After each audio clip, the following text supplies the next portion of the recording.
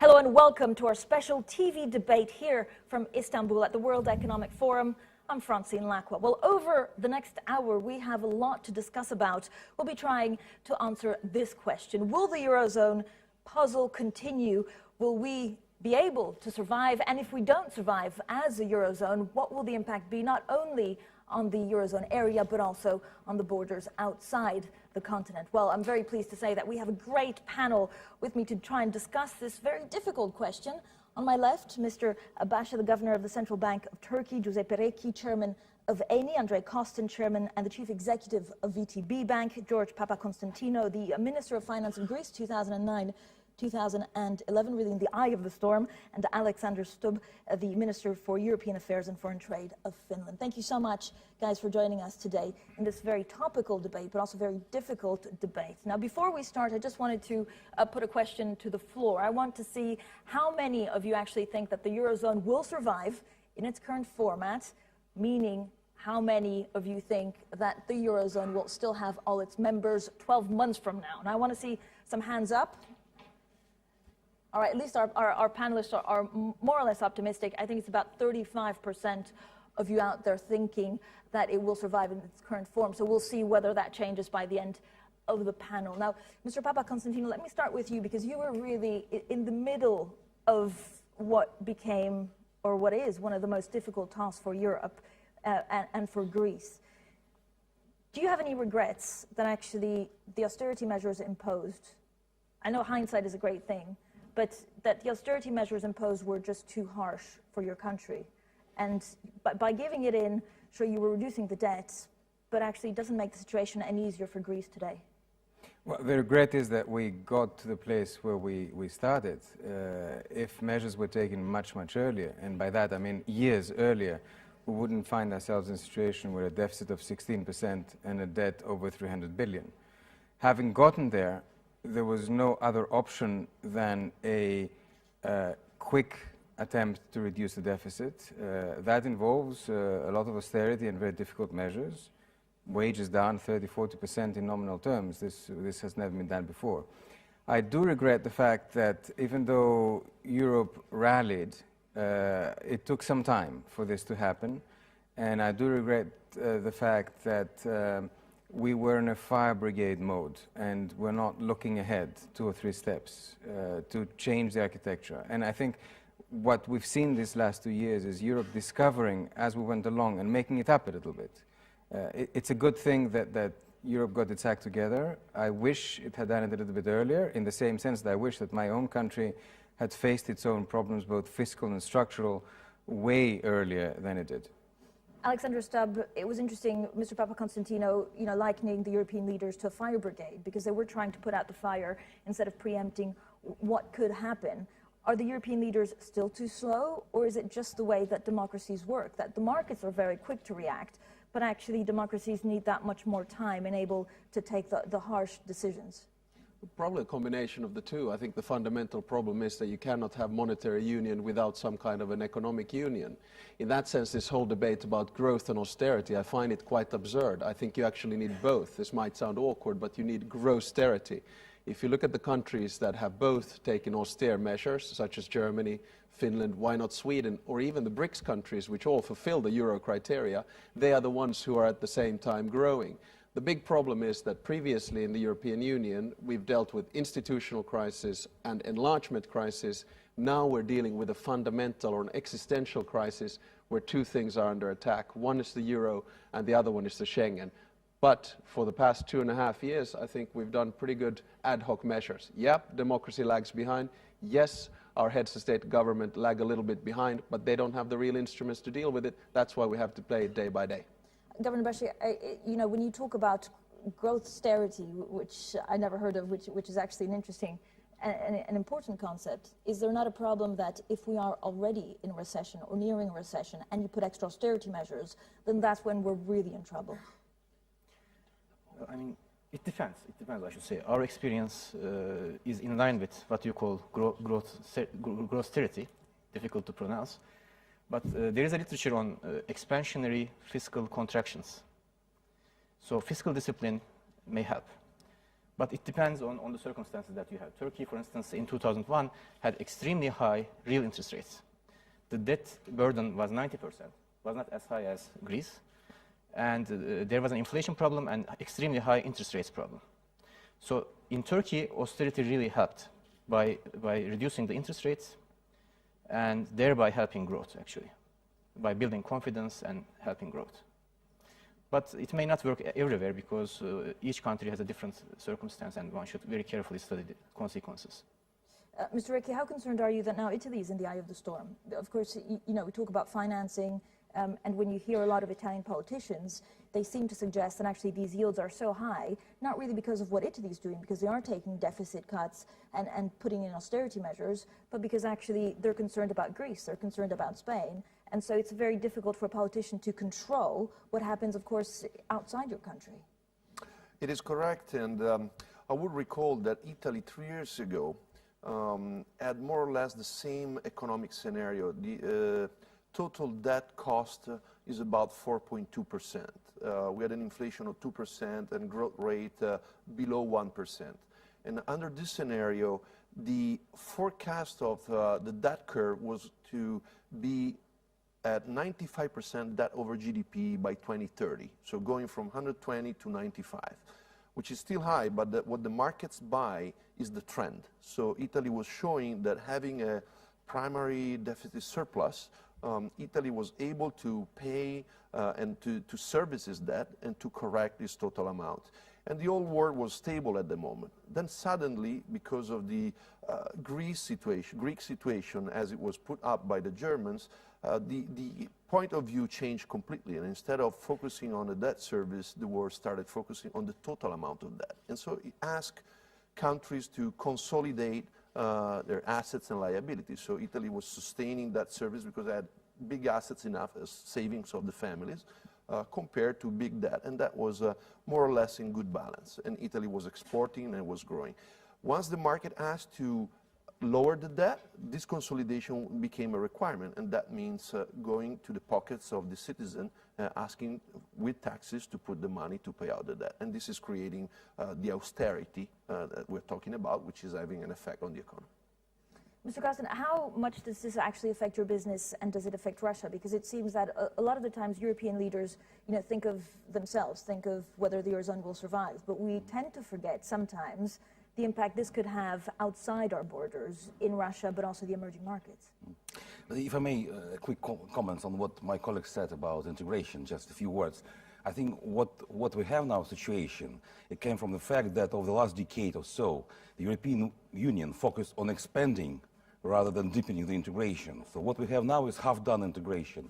We have monetary union, we don't have fiscal union, we don't have a united economic policy, and we don't have united government, which you said about democracy, but if there's more power to some kind of the European government or European management, then the decision might be taken much quicker.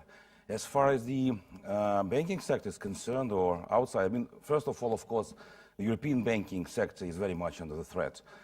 It maybe not so much concern Russian banking sector, but I recently participated in the debate when 40 CEOs of European banks were present. They looked like people who were sentenced to death and just waiting for execution. The first date is the 17th of June, when Greece would vote for the new government. And I think there will be an extremely bad effect on the European banking. And if you add, I think, a very unwise policy on part of regulators, I think we effectively might have a situation of nearly killing the European banking sector, with much stronger participation of American banks or emerging market banks like Russia, China, and some others. But Mr. Kostin, on the banks, so what is the solution? Would it be the European Central Bank, you know, helping directly banks, the ESM fund, accessing funds directly to the banks without going through the sovereigns? I mean, how do you deal with this banking crisis? I think European Central Bank might play, of course, a much more important role and take a bigger,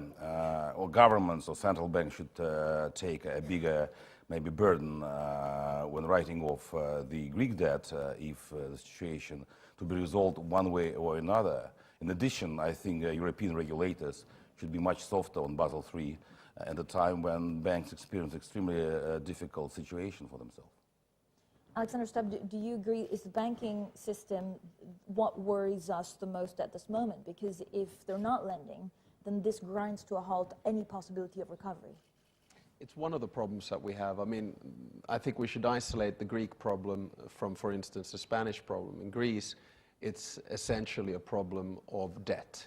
And in Spain right now, it's of course essentially a problem of the banking sector. But the banking sector in Spain is very different, for instance, from the banking sector as it was in Ireland or in Iceland, where in both cases you had many times the GDP over was the banking sector, whereas in Spain it's quite a lot smaller. So what we're trying to do is manage all these crises. But if I just come back to one point that's often made, is that we are not helping Greece enough. One figure that I find quite mind-boggling is that Marshall aid post-World War II from the United States was approximately 2.5% of the GDP of the whole area. So far, if you take European help, IMF help and others, in terms of bank loans and guarantees, we have helped Greece with 170% of their GDP. So all of those who come and tell us you're pushing too much austerity, not enough help, I think that argument falls away. Mr. Papa-Konstantino, 170% of GDP, and yet, I mean, your argument would be what, that it's not only Greece, but it's a European problem? Because I guess, you know, how you rebuke that is that Greece is within a European Union, so you don't have control of your currency, obviously. We've been saying from the very beginning that, yes, Greece has particular problems, but it's a broader systemic problem. And I think whoever was saying this has obviously been proven by the facts. One thing is to look at the level of support, which has been very, very big. The other is to look at whether what is being done at the moment is by itself enough to get Greece out of the crisis and therefore help the rest of the Eurozone also get out of the crisis. And there you do see at the moment the limits of austerity. You do see the limits of fiscal consolidation. We have in 2 years reduced our primary deficit by 8 percentage points. This has never been done anywhere in 2 years, this large reduction in the primary deficit.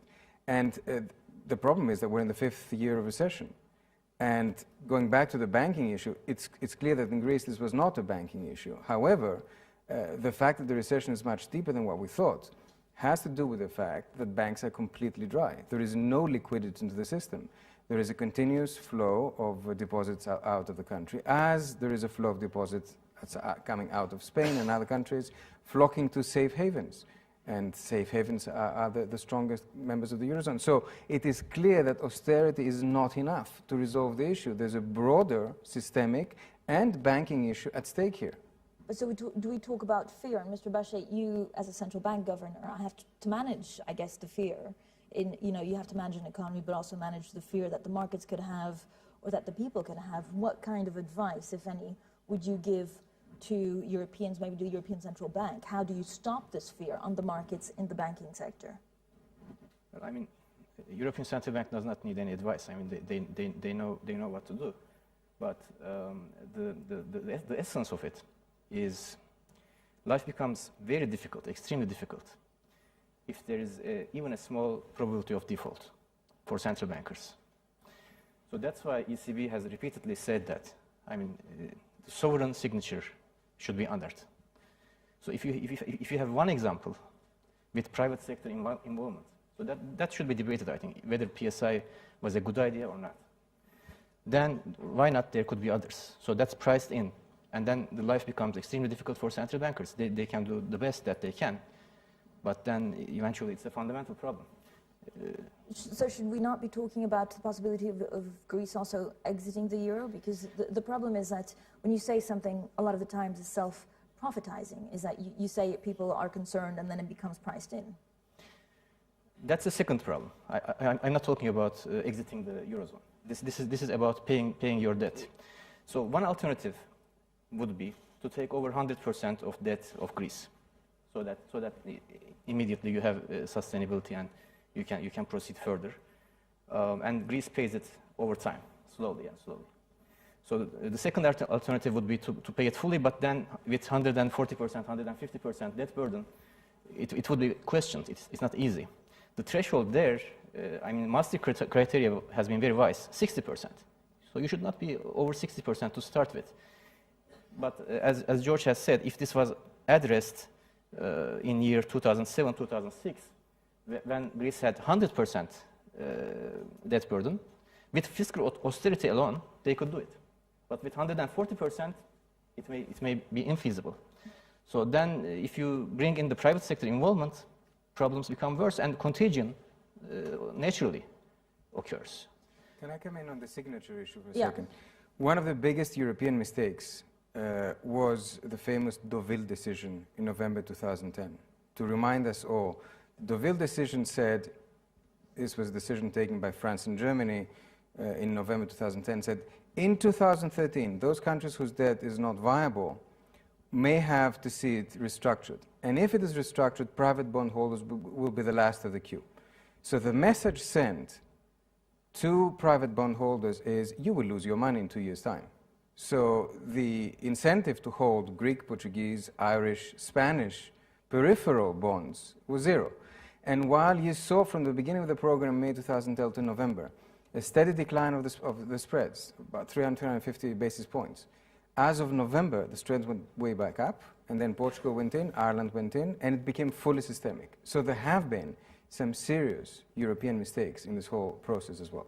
I guess the counter-argument would be, why should the taxpayer, pay and have all the burdens? If you want to do debt restructuring, you don't announce it 3 years ahead. You do it.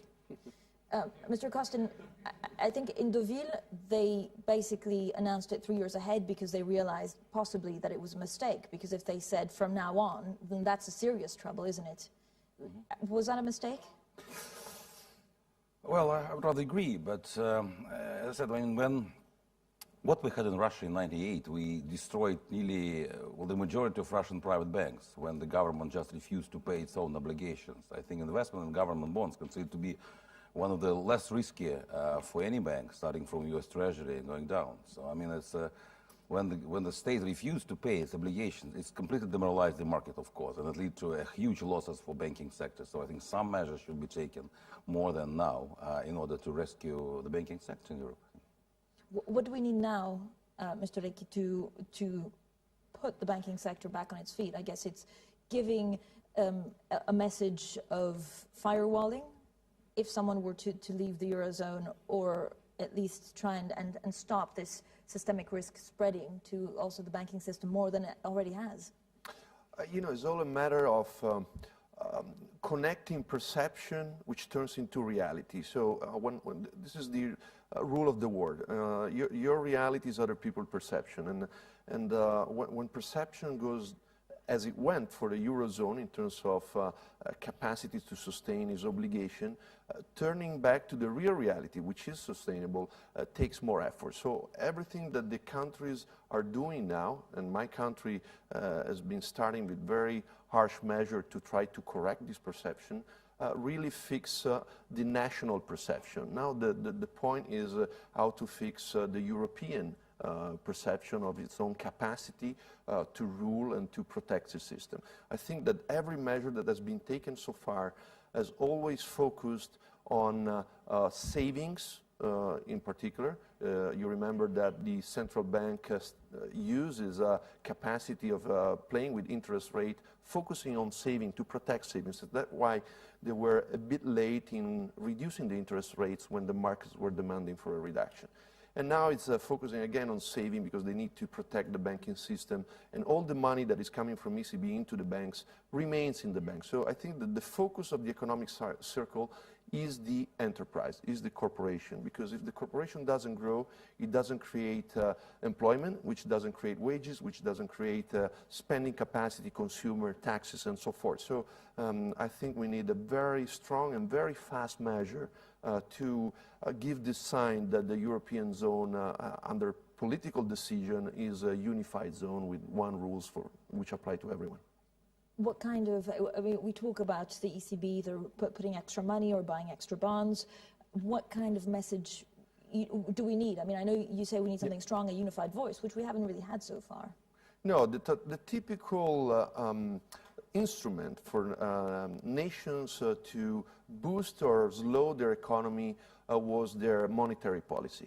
And as I said, I don't think that the European Central Bank is playing a monetary policy for growth at this moment and for the enterprises. So I think it should be let go to play the interest rate game for boosting the economy and for the creating growth. And this is forbidden in the mission of the central bank, which is trying to find side measures to give some liquidity to the market, but is really prevented by doing the real game. Mr. Stubb, we know what the ECB's mandate is, but certainly in these extraordinary times, maybe they could have a bit more wiggle room than they say they have. I think you're putting me on a very uncomfortable spot. I'm just a humble minister. I would never give any advice to our great leaders in the European Central Bank. I would argue that the European Central Bank has basically been doing its job, I would say, for the past 2.5 years. As a matter of fact, ever since the 9th of May 2010, when we started the rescue operations. And I want to keep my hands off the European Central Bank. I think we had two game changers about half a year ago in Europe, and both of them are called Mario. Mario Monti in Italy was the political game changer, calmed things down at the time, and Mario Draghi was the banking game changer in the European Central Bank. What they have done, the measures that they have taken, are of course within the limits, very close to them, of their powers, but they've been doing the right things. I would not be blaming the ECB. I would be perhaps blaming us, the politicians, for slightly slow movement. You earlier mentioned the fear factor on the markets. Do you, by the way, notice that there's a very close correlation between the organization of an extraordinary European Council and tremendous market mayhem? They seem to go hand in hand. Hopefully we can calm things down by the 28th of June. We've had 18 meetings so far. 23. 23. You've Ever counted. since Lehman Brothers, yeah. Alex, talk to me a little bit about what needs to happen for Greece to stay in the euro. I mean, apart from the voting on the 17th of June, you think that Greece... Before we go to that, can I just a quick point, because I'm an ex-humble minister and I can say whatever I want on the ECB. So I actually agree with Alex in the following sense. The ECB today is a completely different animal from what it was 2 years ago. Without saying so, it has shifted its position. And I think it's one of Jean-Claude Trichet's legacies that he actually moved the bank while pretending not to. And while saying to the politicians, you guys do your job, because you're not doing it. And you're forcing me to take it upon me to save the Eurozone. And I think it is now time, with the new leadership, to take the following steps. But it's clear that the following steps are coming to the limits of what the treaty says for the ECB, which means we need to look at that treaty again. And I think it is about time. And perhaps we'll get there in the next round of the discussion. Do you think Greece will stay in the Eurozone? Yes. I do, more seriously. And what happens if it doesn't? I don't even want to entertain the idea. There is a very good study from the National Bank of Greece, came out a few days ago, that shows that an exit... First of all, I don't think there's such a thing as an orderly exit. This is fantasy. I think every exit is disorderly, and it brings chaos and mayhem. And it halves incomes, and it produces inflation at the order of 30-40%, and it reduces GDP by another 20 or 30%. And then the country finds itself in a difficulty to buy medicines, on which we import most of them, oil, on which we import all of it, and foodstuff, on which we import about 60% of what we need. So it's not an option, and it is, and we will do whatever it takes to make sure that it is not an option. Alex, is it an option? I don't think it's an option, but it's all up to the Greek people themselves. In other words, they have elections on the 17th of June, and you basically have two opposing parties, if you will, one coalition with the Socialists and the New Democracy, and on the other side you have Syriza, which is a radical left-wing party, which has basically said that it will not stick to the programs created by the IMF, the ECB, or the Commission. If that is the case, I think the buck will stop. And in that case, we will go into a disorderly way. The interesting thing, of course, with the Greek elections, and I made the observation that I think it's the first time in the history of European integration that the Greek elections are much more followed and much more interesting than the French national elections. And Andrei, do you have contingency plans in place if we were to see a Greek exit? I know if you speak to a lot of the European leaders, they say, we don't have a plan B, we still don't have a plan B because we don't want to think about it. But as a businessman, you must have things in place that if Greece were to go back to the drachma, you're ready for it. Yeah, I mean, first of all, though I still believe that Greece will stay, I think that the option is becoming more and more option because there's no solution. If there's no solution, there should be some options to resolve the issue one way or another. And I still don't see the political unity or enough political will to resolve the issue, though of course the departure of Greece would mean practically the failure of the whole European integration for the last 50 or 60 years, which will be of course a disastrous result. But contingency, for Russia, you know, it's a little bit broader term effect because our Russian banking sector, financial, not directly exposed to what's happening in Greece or even in the European financial sector. Of course, for Russia, the key issue has always been the price of oil.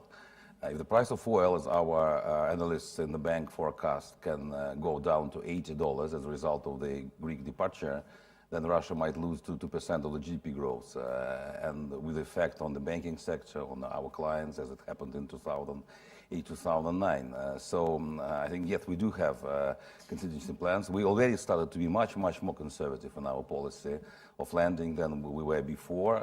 We already considered the risk of situation going from bad to worse. And Europe going in recession and so on and so forth. What is the risk if Greece were to actually leave the euro? Are we going to see mayhem on the markets? I mean, that will certainly affect VTB Bank. No, our concern, of course, definitely the global recession in Europe, which will lead to. I mean, for us, the problem is our exporters, it's our major clients, you know, in corporate lending.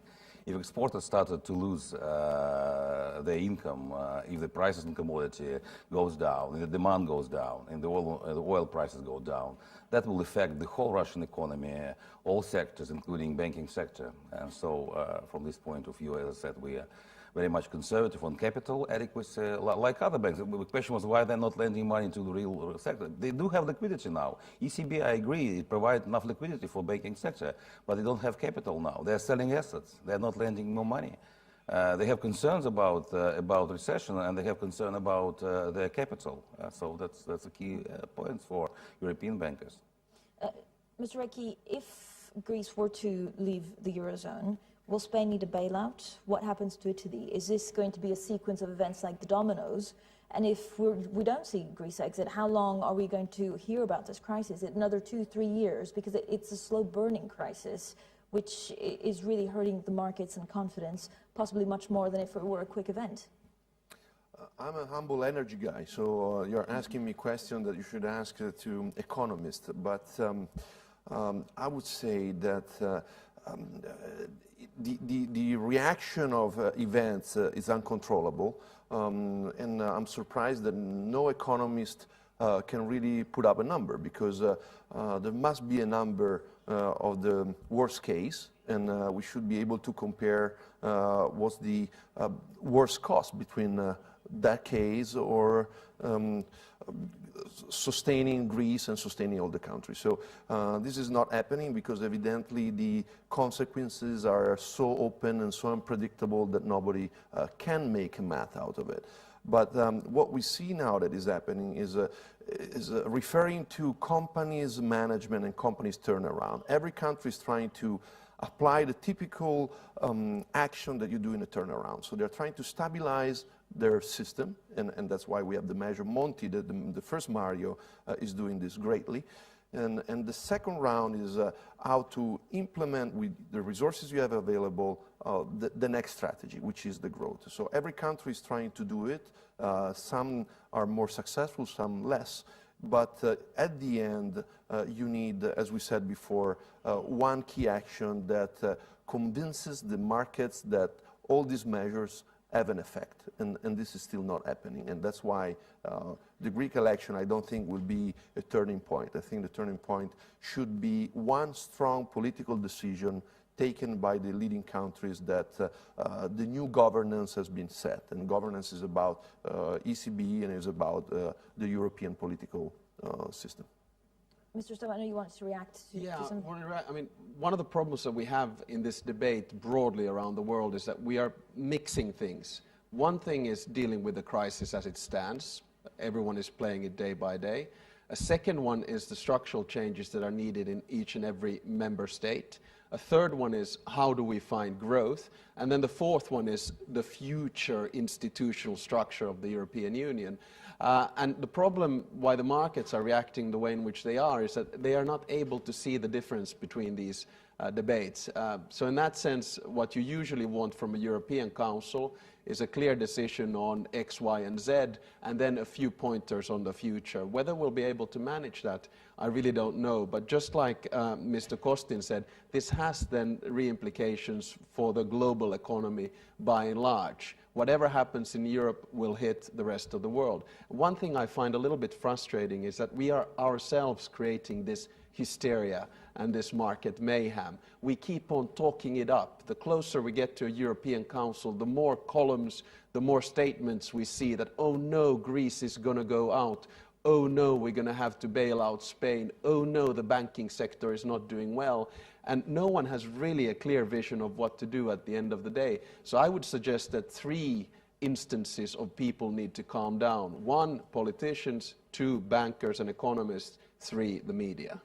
The media, actually, we did have a survey that said that for, I think, every 20 headlines on the European Union, the euro fell a touch. So there is a correlation. But of course, the media has to do their job. I mean, Mr. Reiki, I know you want to react. We need to. I agree with what was said. Again, we are really creating a problem. We're creating this perception, which is creating a reality, because all the fundamentals trading of the fundamentals of economic KPIs of the world remain the same. We still have huge areas of the world which need to grow and have capacity to grow and need the technology transfer from the developing countries that help that. And so the world hasn't changed, but suddenly this perception created a hole in Euro which is giving a sense of uncertainty, a sense of unsustainability, which doesn't have the real motivation to be there. And but you can't be telling me that it's the media that forces countries to ask for bailouts. I mean, it would be absurd. We wanted to put you on your back feet. We were saying that it's a combination of these three, and human nature is such that we always glorify the importance of the time that we live in ourselves. And right now I have a feeling that we see this as the deepest crisis in the history of mankind. And of course the truth is that we are far from it. Just one final point on this. In Europe there is a little source of happiness as well. We are still by far the largest economy in the world. 28% of the world GDP is with us, 23 the US, 10 China, 9 Japan, 3 Russia, and so on.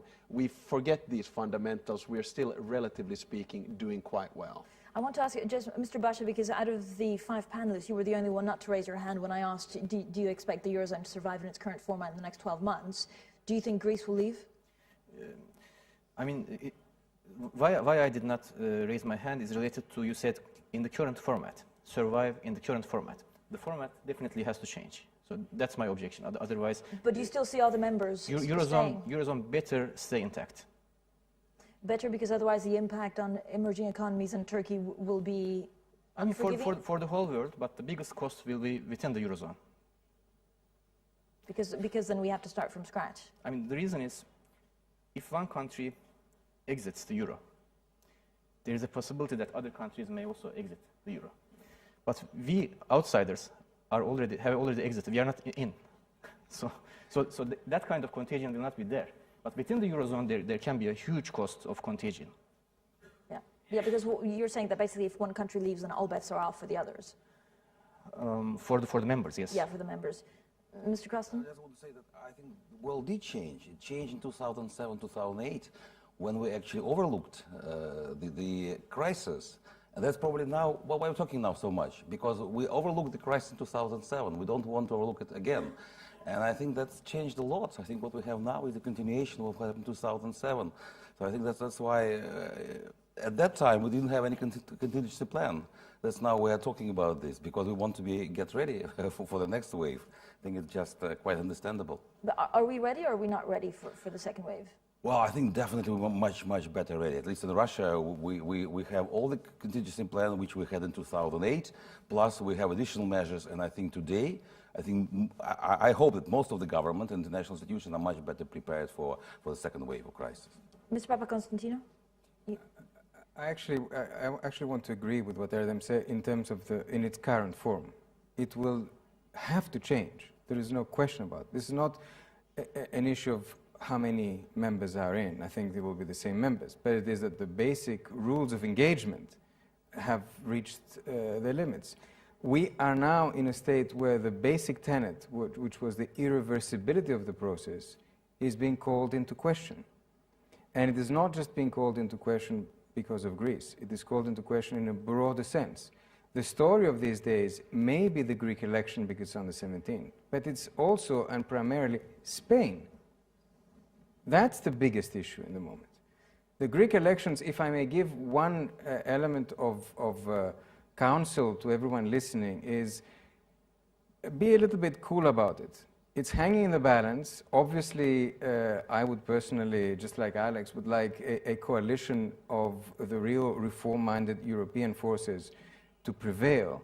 But we live in a democracy, and you never know what the result of election is. And the rest of Europe should react to whatever result with a bit of sang-froid, okay? And a little bit of distance and waiting to see how things develop. But we have an urgent issue at the moment, which is that you have a country whose fundamentals are okay. If you look at the Spanish deficit and debt fundamentals, they are okay. They're not out of whack, and which is facing tremendous pressures. This is not due to Greece. This is due to broader systemic issues, which need to be faced, and they need to be faced now. And in that sense, even though I agree with the compartmentalization that Alex was making before, fiscal, structural, growth, and systemic, etc., I think time is now compressing. And we now need to do the extra steps in the banking sector, talking about the banking union and the European guarantee on deposits. On Eurobonds, we need to do the extra steps. Yes, on the fiscal compact as well, which is the necessary step to get to some kind of mutualization of debt, and to finally a growth package which is worth its name, because we've been talking about it but haven't been seeing anything. So we need to very, very fast now move ahead. If we don't, then we'll find ourselves in a very difficult place. I mean, I fully agree, and the thing is, we shouldn't create the impression as if we have not done anything for the past 4 years. We've done a lot of stuff, and the ex-finance ministers and current finance ministers know that very well. We have a six-pack piece of legislation which gives tremendous powers to the European Commission to survey our budgets. That's a huge federal step, I would argue. Secondly, we've had the fiscal compact, which is in the process of being ratified, which is a step towards economic union, I would argue. And on top of that, we have created both interim and permanent crisis management mechanisms to avoid spillovers to other economies. Now we're taking the next step, which is basically going to be a debate between France and Germany. Germany pushing for the austerity measures and being quite careful on euro bonds, project bonds, ECB intervention, structural funds, and etc. And France taking the opposite stand. And I think the compromise that will emerge will be some kind of very careful fiscal federalism. Even in Eurobonds, it's not only about dishing money into bad economies. You can find different types of Eurobonds for AAA-rated countries or at a 60% margin or whatever. So we're doing a lot of stuff. Some people are just arguing it's not enough. Politicians are not as fast as markets. But so the point is that what you need then is to talk with a common voice, I guess, because that would give the impetus to markets that they're asking for.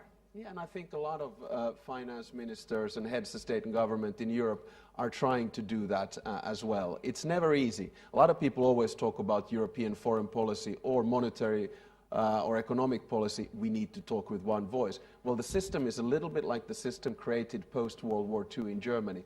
It is not a system which wants to centralize power. That's why we have one voice from the European Central Bank, one voice from the Commissioner for Economic Affairs, one voice from the President of the European Council, and one voice from the President of the European Commission, and one voice from the President of the Eurozone. So you're probably never going to get one voice only, but at least they need to speak in chorus. Mr. Recchi, do you think politicians have done enough? I remember I had an economist on the morning show this week, and he was interesting. He was saying, you know, the problem with European leaders is that they do a lot, but they really sometimes wait to stare at the abyss to come up with something, and we have to make sure, he was quoting Nietzsche, that the abyss doesn't stare back.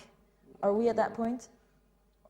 You know, my word is made of different type of organization and different type of governance. So a company is a vertical governance. At the end, you ask for the best solution, but you take decision based on time and long-term effect. The democratic governance of the Western world, as it is built so far, is proving not to be fast enough for crisis in particular, because it needs constant consensus, and is not long-term driven enough, because by definition is driven by the term of the nomination of the cabinet. So the world today needs long-term strategies, and that's why we're not really adapt to tackle this particular moment. And this is emphasized by the fact that there are 27 cabinets that have to decide, 27 leaders. So I would say that there is a big lack of leadership. I hope that two Marios can bring up to show a way, but still is work in progress. So I'm very concerned. Mr. Brescia, it seems to be three worlds colliding, of course, businessmen, European leaders and policymakers. How do you see all of this panning out from a policymaker point of view? It's true the ECB, as we were saying before, has not maybe changed the mandate, but certainly, you know, gotten a bit more elbow room. And this is, I guess, a very difficult decision to take on their part. No, I said that as a central banker. I mean, the life for ECB is extremely difficult right now. I know that from heart. So, but we see the Eurozone problem as a family affair, and we better let the family decide. I better not comment much about that. Maybe prudent. Mr. Kostin, again, from a businessman, I know, you know, you're not really within the Eurozone family, but do you feel that, like, the leaders need to do more? Mr. Stubb was saying that they have done a lot and they have taken steps. Yeah, I think they should. But you need more, to put an end to it, but I they're guess. Human beings, of course. I know over the last 2 years, we saw the change of 7 governments in 7 countries. So definitely, I think from internal point of view, from domestic policy, they also limited in what they probably can make. And another very, I think, very concerning feature is that we see the social discontent in many European countries, which should be taken into consideration. But that's the situation when to stay as it is, I think, the worst decision. So one or another way, the politicians should move. And of course, the change of leaders doesn't necessarily help. Like to have a new leader in France probably needs more time for debate, so on and so forth. But I agree with the previous speaker saying that they should do more now. I mean, they should find some solution. And for this, I think, first of all, Madam Merkel should probably make more steps, and France as well, but which is a difficult decision, I agree. They did a lot. If we look at what the leaders were agreed to do 5 years ago and now, we have a huge difference of spending the state's money. I mean, that's a huge difference in mentality, in ideology of spending money. But I'm afraid that you can't stay halfway. I mean, you should move further if you want to rescue the United Europe. You have to do it. Mr. Papa-Konstantinou, I just wanted to ask you a very quick question, something that you had said a long time ago. You're saying, we are steering the Titanic. This was almost a year and a half ago. How would you describe the situation now? And would you also urge Spain, if they need a bailout, to ask for it sooner rather than later? Because it seems that every country that has applied for help did it a couple of days after they said, no, we don't need a bailout. And actually, if you access that fund quicker, then maybe it calms the market a little bit. What I had actually said is that we were heading straight for the iceberg, and the previous captain was asleep in the cabin. And there were elections, and the new captains actually turned the wheel, and we still are not, we haven't fallen the iceberg. I would not want to, in any way, to give advice to another Eurozone country at which point it should or should not ask for the support mechanism. It is a very difficult decision. A lot of countries have said that they do not want. Portugal did not want it. We did not want it. But we were faced with markets that closed very, very quickly, whatever we did. And I think this is a lesson that needs to be kept in mind, and that you can take measures and you can have austerity, but it is beyond that. Clearly, fiscal consolidation, and sometimes in a very abrupt way like we did it, is a necessary condition, but it's not a sufficient condition, because the problem is broader, it's more systemic, and it goes beyond fiscal issues to other. And Portugal found itself in that position after having taken austerity measures for years. Ireland's problem was very different, but it was not an issue of fiscal consolidation. Again, my view of the Spanish situation is that the fundamentals are not such as to warrant the kind of spreads that they're facing in the international markets at the moment. They're not, clearly. If you look at the debt level and you look at the deficit level, they shouldn't be facing 6.5% interest rates. But they are, and they're doing what they can to face it. The question is, will that be enough? And this is why I think that, even though I agree with Alex, there's been tremendous work in the last 2 years, and I have a lot of respect for governments. I think, first of all, it's up to each country, first of all, to do its own ménage and deal with its own problems. However, and I have a lot of respect for coalition governments. Alex is member of a 6-party coalition government.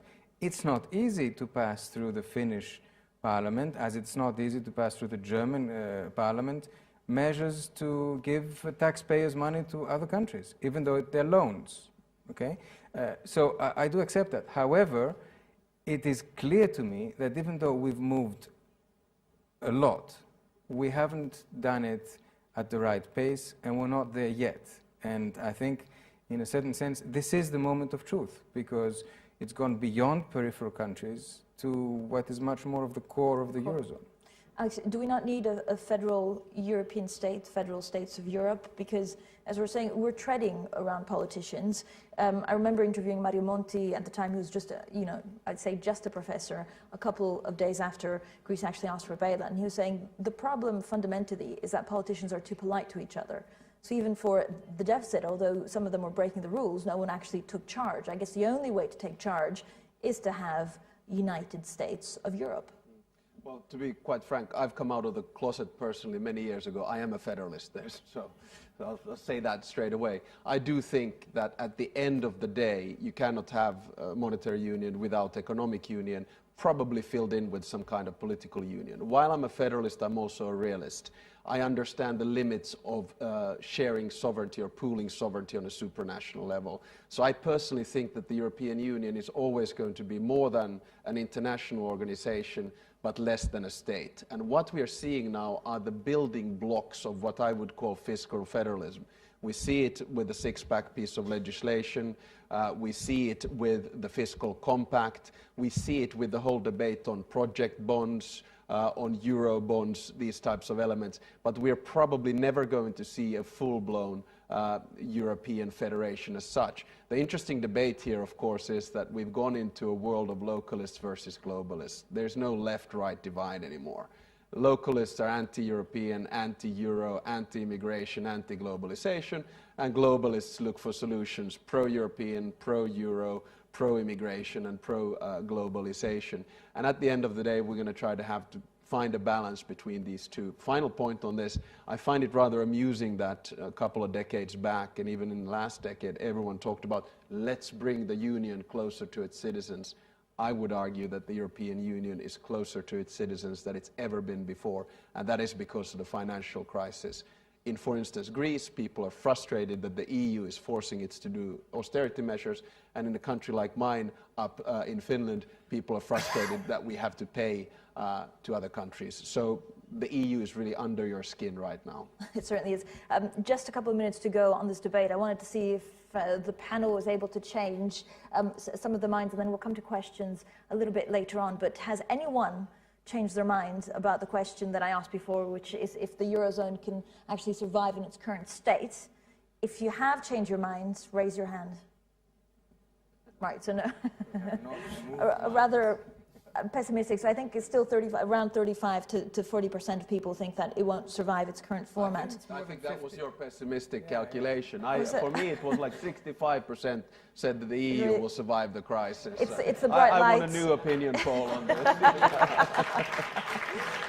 It's the bright lights, and journalists are known to be maybe more critical. I wouldn't use the word pessimistic. Mr. Basha, would you, we just have to wrap things up, but very quickly, do you think that Turkey will ever be within the euro? I mean, would you feel uncomfortable if actually your currency were not to be managed by you, but from someone else in Brussels?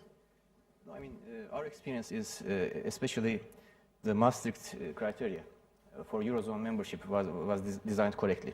The only problem was with the enforcement of those rules. So Turkey is a very good example, which shows that, especially on the fiscal side. If you obey these rules, you have good performance. So therefore, the problem is not implementing what's on the paper. So therefore, I mean, if that time comes, we will look into the situation. But for the current acquis communautaire, once you are a member, European Union member, eventually you will have to become a member of the Eurozone. So maybe that will change in the future. But we will have to wait and see. All right. Thank you so much, Mr. Basha. I want to really thank all the panelists for this very interesting debate. Mr. Basha, Mr. Recchi, Mr. Kostin, Mr. Papa-Konstantinou, and Mr. Stubb. Thank you for joining us on this Bloomberg TV debate. It's a big round of applause to you all. And I guess we'll see in the next couple of weeks, months, and years what happens to the Eurozone in general.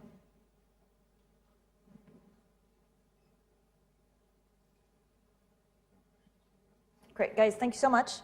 So we'll continue now the session with questions also from the audiences in just about 2 to 3 minutes. So we'll start with questions from the floor. If anyone, yes, now a question from so if you please stand up, we'll get you a microphone, I think. And then also say where you're from and who your question is addressed to. And this is from the Global Shapers. Yes, Brian Bow, Global Shapers. Microphone. I think we need a microphone. Yeah. Great. Hi, Brian Bow, Global Shapers of London. It seems like this is a massive game of chicken being played with the competing interests between the different countries. Where we're in this delay or pray scenario, where we're either betting that the situation will resolve itself, or we are letting the instability fester and with unforeseen long-term consequences. Do you think this is equivalent to U.S. banks being too big to fail? Your question is to Brian, to the entire panel. All right, we still have. I wish we'd had an extra 2 hours, George. Okay, the prisoner's dilemma has a suboptimal result where you end up and everybody's worse off because you haven't actually found the strength to cooperate. So I hope we're not getting there. I see some very clear parallels to the US. And I think that the fact that the US has been so vocal in this whole debate from the very beginning is because the US has been through Lehman Brothers and knows that you need to move fast and you need to put a lot of money on the table. Money is not enough, but you need to be very clear on the power that will convince the markets that certain outcomes should not be even envisaged. And it's a shame that the Eurozone didn't take that lesson early on. I think it's getting there, but again, as I said before, I think it should have gotten there a bit earlier. Question? George, let's wait for the microphone. Yeah. I'm George Kaselakis. I'm also with the Shapers here in the forum, individually with the Open Fund in Greece. I would like to ask anyone here on the panel, in my country, the elephant in the room is the impending election, which has degenerated, unfortunately, in a more or less overdue referendum between the forces that say that we should renegotiate the loan agreement and by extension perhaps immediately exit the Eurozone, and the ones that say that we should implement the austerity measures that are provisioned in these agreements, which are more or less like a cancer drug. You have to get a lot worse before you get any better, and you might still not make it. So it would really help the choice that my people are facing if anyone here could indicate that by following these austerity measures, in the next 5 years, Greece will be able to return to raising money from public markets, and that Europe will not require any further firewalling. Thank you. Alex, does anybody know the answer? I don't think anyone can give you that promise. I mean, was it Churchill who said that we can promise you only sweat, blood, and tears? And I think that's pretty much the line in which all of us are right now. I think in Europe we should wake up and smell the coffee. We are looking for an extended period of low growth. We're looking at an extended period of where our welfare benefits will be cut down. The bottom line and the big mistake that we did was that with the euro, when your economy is doing well, you're supposed to save. When it's doing badly, you're supposed to use those savings. Now we have all excessive deficits. We've been basically trying to grow and sustain our welfare states on the base of debt, and this just doesn't work in the long run. Now, the situation is very difficult, it's very uncomfortable, and it is so for all of us. I'll give you one example. Finland in the early 1990s, heavy-duty banking crisis, the breakdown of the Soviet Union led to the collapse of our exports, and what we had was 18% unemployment combined with 20% interest rates. We took our lessons, we put down some... Oh, apologies for that. I think we'll get back to you in 1 second. Can I add on to that? And Yeah, just to finish off with, at the end of the day, those measures had to be taken, and the standard of living had to be reduced. Whether this is easy to do politically or not, and this is the big worry that I have, and I'll come back to Greece as a final point. I think the choice in Greece is obvious. And I can't, of course, say this publicly because I can't support one or the other, but I can only give the option. The option is Syriza, attempt for renegotiation, and collapse. And the other option is to vote for Nova Demokratia and then PASOK, who will continue with the program. The buck stops here. This is the only option that we have at home. It's as simple as that. I have full sympathy with the Greek people, but this is where we stand. Can I add on to this and temper it a little bit, because the blood, sweat, and tears analogy may be correct. At the same time, you need to give some prospect to people. And it is true that the choice is between a difficult road and a catastrophic road. And the difficult road is difficult, but you need to convince people that at the end of this road there is something for them to hope for, because otherwise they'll say, I have nothing to lose. So why not go for the alternative, see what happens? And I do think that the road we've been taking has some very correct elements, but we need to tweak it, because we're in the 5th year of recession, and it doesn't seem to people that it's leading us anywhere. So whoever comes to power will want to also tweak the bargain and look at certain elements like a longer adjustment period or certain other elements to complement the current package. And yes, within the agreements that we've already made. At least that's my position. And if I can pick, I think this is a crucial question, because you can ask any effort to anybody in a company and specifically to citizens in a country, but people can go through hard times if they have a vision of what is going to be next. And this has been proven in my country, because when the new government came in place, he made a reform of the pension system, which was tried and attempted to be made by many governments before with no results. And this was done in 20 days. Why? Because there was a big expectation that under some good behavior, the situation would have been corrected. And now it's kind of losing momentum, because the overall scenario is getting confused. And so in people's mind is building up the concept that, okay, I'm suffering a lot, I'm sweating and bleeding, but what for? I might be worse later on. And I think this is the typical role of politicians. The leadership, like I was quoting before, is where it should play now, because giving the vision is the most difficult thing, but that's the challenge. Question, the gentleman. My name is Guru Lalwani, and my question is to Mr. Papa-Constantinu. I want to give you a personal example. 2 summers ago, 2010, myself with about 8 friends, we were cruising between Greece and Turkey. We stopped in Mykonos, and all of us wanted to do expensive shopping, but we couldn't get VAT back from any of the shops. And among us was a Greek couple. They said, here, nobody pays VAT, so you're not going to get VAT refund, because I live in India, so I want to get my VAT back. In the end, none of us did shopping in Mykonos, and we had to go to Turkey and get products what we wanted and got VAT back.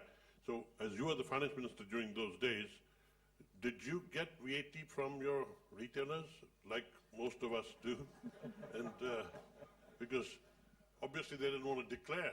I mean, we wanted to spend 10,000, 12,000 pounds, and none of them wanted to take our money because we wanted VAT refund. So.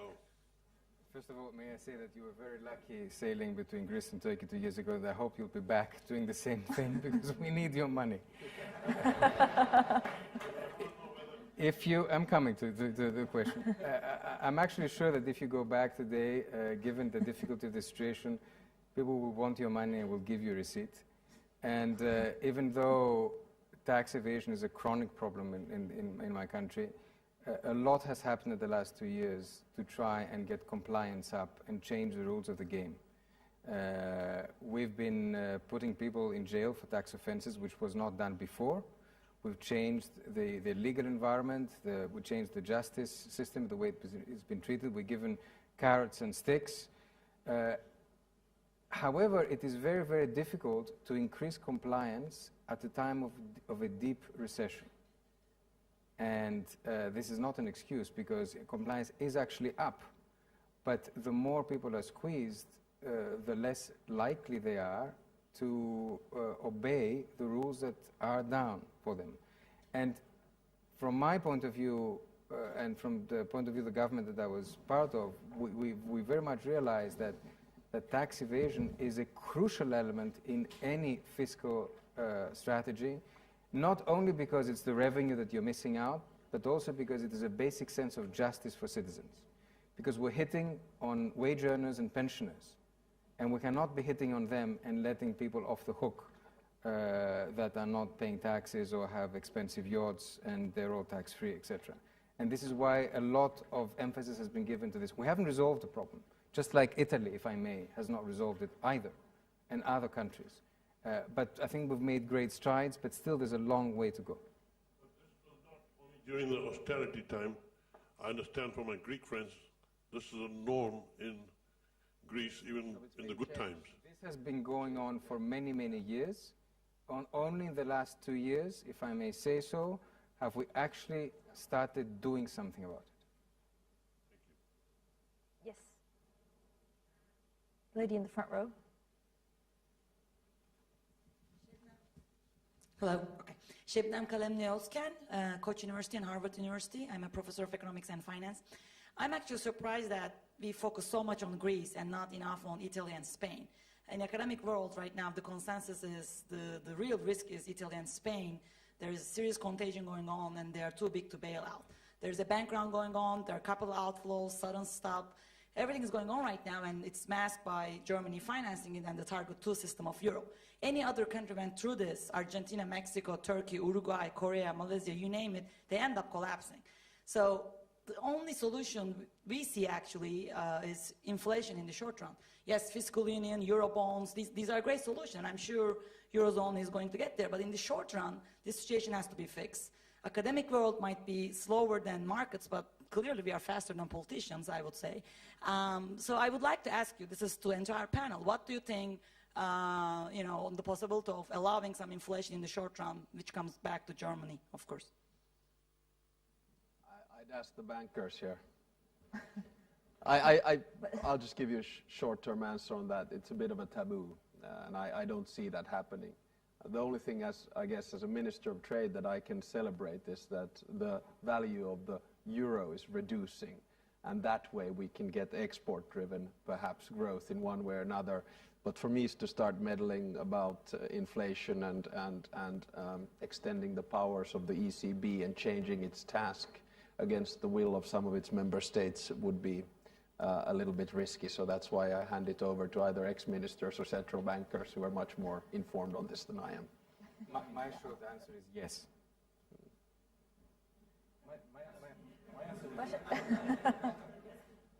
My answer would be clearly no. I mean, my answer would be a clear no. That would only add to the problems. Now all we need is a maybe. Spain and Italy's problems cannot be solved by means of inflation. So that's a different sort of problem. There are only two people debating. Imagine if we were 27. Do you want to elaborate on that? I just want to ponder a little bit why we're talking so much in Greece. I think if we find a comprehensive solution for Greece, it will be much easier to resolve the issue of Italy, Spain, and other things. If we find the common political will to resolve this issue, it will be easy to do anything. But inflation, that's I hear the voice of the Russian governor of central bank, no inflation. So I think central banks are always against inflation. I think we like growth, so even at the expense of the low inflation. So I also want to come back to the issue of creating hysteria. I mean, economists, academicians, or politicians, or media, it doesn't matter. But if we look at the raw figures, and again, I'm a humble political scientist, not an economist, but what is so different with the raw figures between France and Spain, for instance, on debt? What is the difference between the raw figures of, say, the United States and, for instance, Italy in terms of debt? Perhaps a little bit more. So, I mean, I think sometimes unfairly we create a lot of market and political pressure on bigger players, such as Spain or such as Italy. Spain, for instance, is every Friday in their government sessions taking very tough measures for structural changes. Their problem is quite different, as I said earlier, from many of the other problems. It's linked to the banking sector. So we should, I think, give them the benefit of the doubt and then take measures to make sure that neither one of them collapse. I also think whatever happens with Greece, and sorry to come back to Greece again, we are much better prepared than we would have been 2 years ago. It will not, or it would not be an orderly exit. I fully agree. No exit is ever going to be orderly. But the firewalls that have been created are at least a little bit more solid than what they were a couple of years back.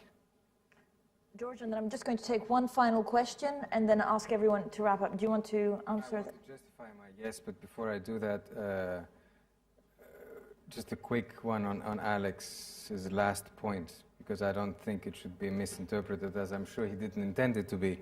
But firewalls have this bad habit of being swept away by tides very, very quickly, and without you even noticing it. So let's not put too much faith on existing firewalls.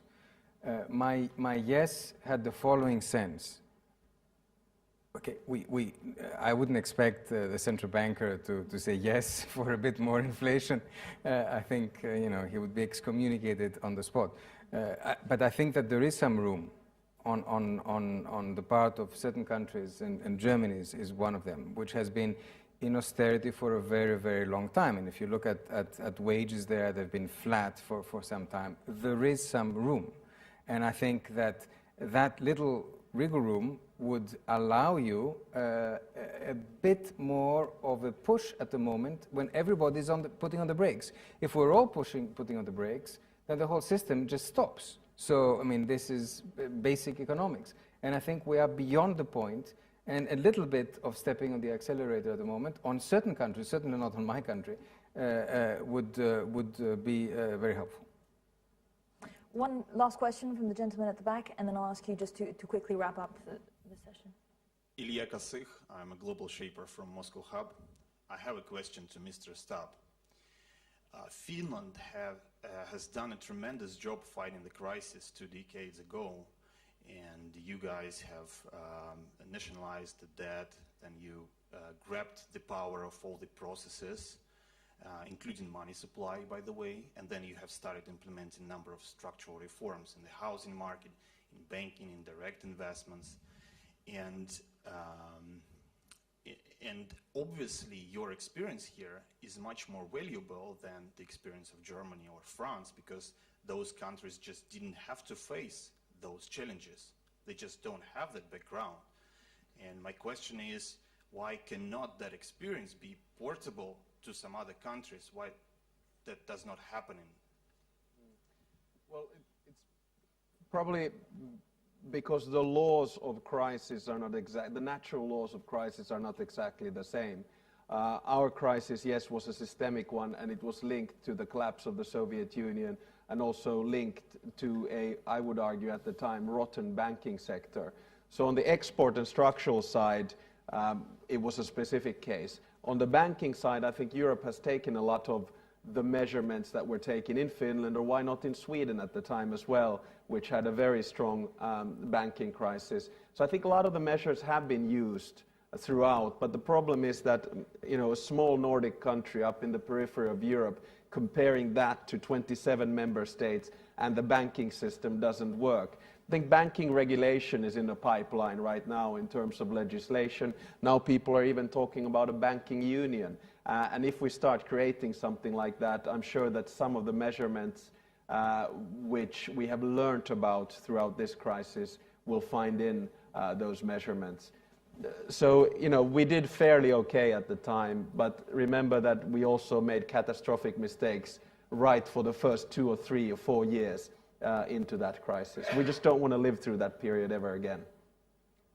Guys, thank you so much. We're running out of time. I'm just going to ask each of you in 45 seconds to maybe sum up what we've discussed and what you're taking away from the session. I mean, this Eurozone discussions have been going on since July of last year, so it's almost 1 year now. So the only element that's needed right now is to eliminate uncertainty. So if policymakers just can eliminate uncertainty regarding what will be done, that will be doing most of the job actually right now. I think the outcome was that Eurozone market is still the most powerful in the world. We have a number of people, we have the GDP size, so it's just a matter of political decision. We need some courage to look forward on longer term, and no turnaround is possible without monetary policy. And I think that we're not just talking about a crisis, we're talking about a real reset of the way we know things should work. And so to go through this transformation, we need a new political governance for Europe. I think we expect a difficult time ahead of us. I think we'll see more challenges coming from different sides, but I believe that Europe will manage to take necessary decisions, first of all to keep the unity, and then to make further changes in order to provide a better management of the European economy.